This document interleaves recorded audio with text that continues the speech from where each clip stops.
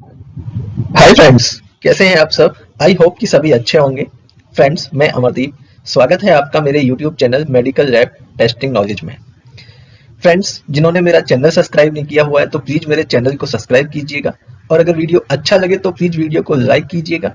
आज का जो हमारा वीडियो है वो काफी इंटरेस्टिंग होगा, काफी नॉलेजेबल होगा, तो प्लीज वीडियो को आखिर तक देखिएगा। तो स्टार्ट करते हैं कि आज का हमारा वीडियो लिक्विड बायोप्सी। फ्रेंड्स, बात करें हम कि लिक्विड बायोप्सी टेस्ट क्या होता है और लिक्विड बायोप्सी क्या होता है।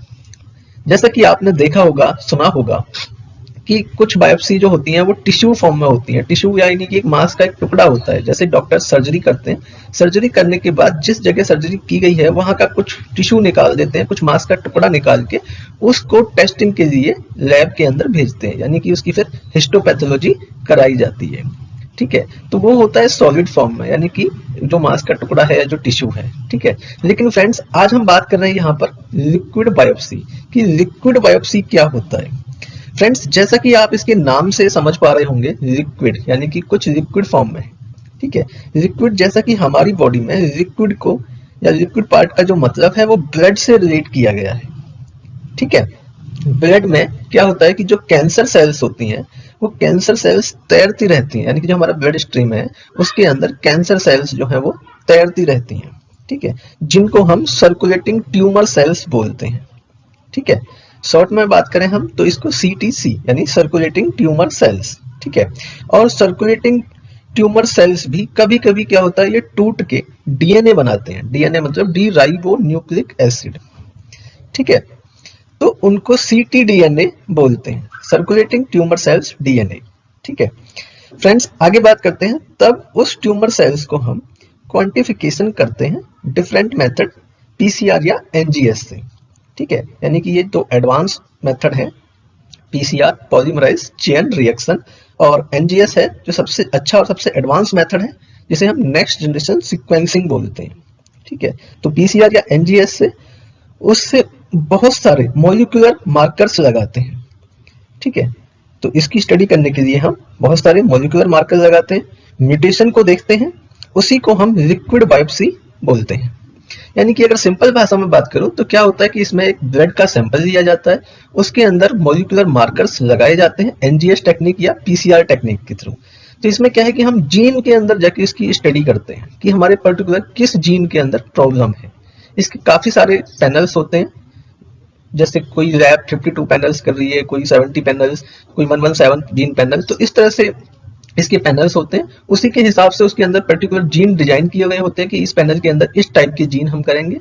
तो उसी के हिसाब से फिर इसको इसकी जो रिपोर्ट है वो तैयार की जाती है। तो इसमें ये देखा जाता है कि पर्टिकुलर कैंसर जो है हमारा वो किस टाइप का है। ठीक है, अभी बहुत सारे न्यू टेस्ट भी इसके आ चुके हैं एनजीएस के द्वारा, जो एनजीएस के थ्रू किए जाते हैं, जिसमें कि हम टारगेट को भी देखते हैं और म्यूटेशन को भी देखते हैं। ठीक है, तो उसके लिए टिश्यू के टुकड़े की, यानी कि जो हमारा टिश्यू है उसकी हमें नीड नहीं होती है, क्योंकि इसके अंदर हमें ब्लड सैंपल ही लेना होता है। अब आगे बात करते हैं फ्रेंड्स हम इस टेस्ट की यूजेस की, यानी कि लिक्विड बायोप्सी की यूजेस क्या होते हैं। सबसे पहले आता है फ्रेंड्स इसके अंदर कैंसर की स्क्रीनिंग, यानी कि कैंसर को पहचान करना। ठीक है, दूसरा होता है फ्रेंड्स कैंसर मॉनिटरिंग। अगर किसी पेशेंट का कैंसर की मॉनिटरिंग करनी है तो भी ये टेस्ट काफी फायदेमंद रहता है। नेक्स्ट आता है फ्रेंड्स ट्रीटमेंट इम्पार्ट मॉनिटरिंग। तो ये लिक्विड बायोप्सी के यूजेस होते हैं। आगे बात करते हैं फ्रेंड्स, ये टेस्ट कौन कौन से कैंसर का पता लगा सकता है, यानी कि लिक्विड बायोप्सी से हम कौन कौन से कैंसर्स का पता लगा सकते हैं। तो फ्रेंड्स, लिक्विड बायोप्सी टेस्ट से जो हम कैंसर का पता लगा सकते हैं, जैसे कि लंग्स कैंसर है, ब्रेस्ट कैंसर है, कोलोन कैंसर है, cervical cancer, prostate, liver, stomach, pancreas, oesophagus cancer और कुछ अदर कैंसर्स का भी हम पता लगा सकते हैं। क्योंकि इसमें क्या होता है, इसमें हम हर टाइप्स के जीन टेस्ट करते हैं।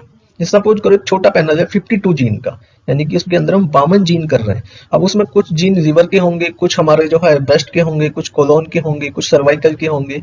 इस तरह से उसके अंदर काफी सारे जीन देखते हैं। जब हम उस जीन के पर्टिकुलर जीन में जब हम स्टडी कर रहे हैं तो क्या है कि जिस भी तरह के जीन में जो प्रॉब्लम दिखती है हमें, फिर हम उसी से डिसाइड करते हैं कि पेशेंट को पर्टिकुलर किस टाइप का कैंसर है। आगे बात करें friends, liquid biopsy test two type का होता है, यानी कि जो लिक्विड बायोप्सी टेस्ट है ये दो प्रकार का होता है। फर्स्ट होता है जिसे हम सीटीसी बोलते हैं, जिसे सर्कुलेटिंग ट्यूमर सेल्स बोलते हैं। दूसरा होता है फ्रेंड्स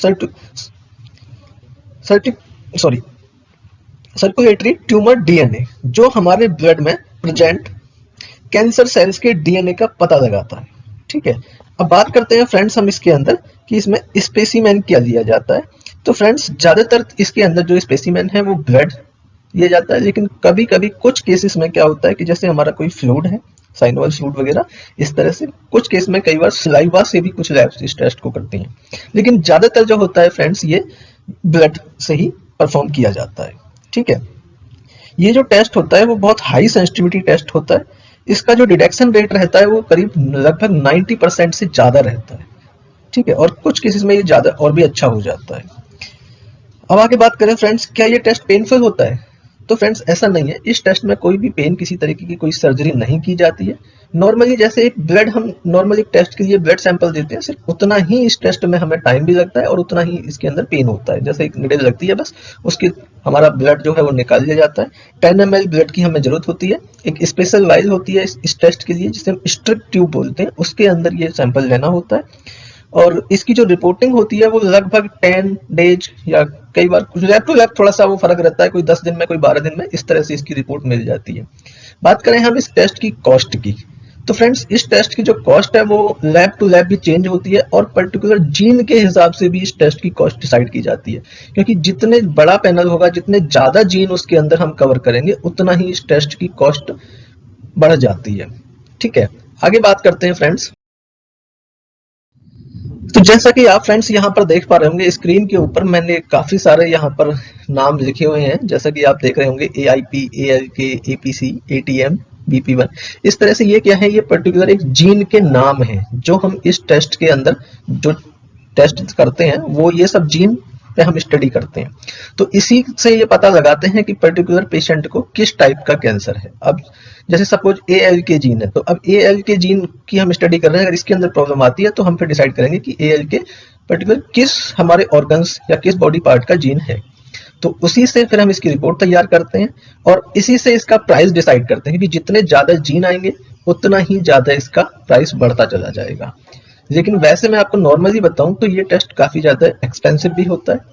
अगर हम नॉर्मल बात करें, जैसे 52 जीन पैनल, जैसे एक लिक्विड बायोप्सी का एक 52 जीन पैनल होता है जिसको one spot solution for pan tumours बोलते हैं, यानी कि लगभग उसके अंदर सारे ट्यूमर्स का पता चल सकता है। तो उसकी जो MRP है वो लगभग 45 या 48,000 के आसपास रहती है। तो हो सकता है वो लैब टू लैब चेंज भी हो जाए, किसी में कम भी हो सकता है, किसी पे ज्यादा भी हो सकता है, और कुछ डिपेंड करता है अपनी अपनी लैब के ऊपर कि हमें क्या प्राइस रखना है। लेकिन वैसे ये टेस्ट थोड़ा सा एक्सपेंसिव ही होते हैं। ठीक है, तो फ्रेंड्स अगर आपको वीडियो अच्छा लगा, वीडियो को लाइक कीजिएगा, और फ्रेंड्स जिन्होंने मेरा चैनल सब्सक्राइब नहीं किया हुआ है तो प्लीज मेरे चैनल को सब्सक्राइब कीजिएगा। Thank you so much.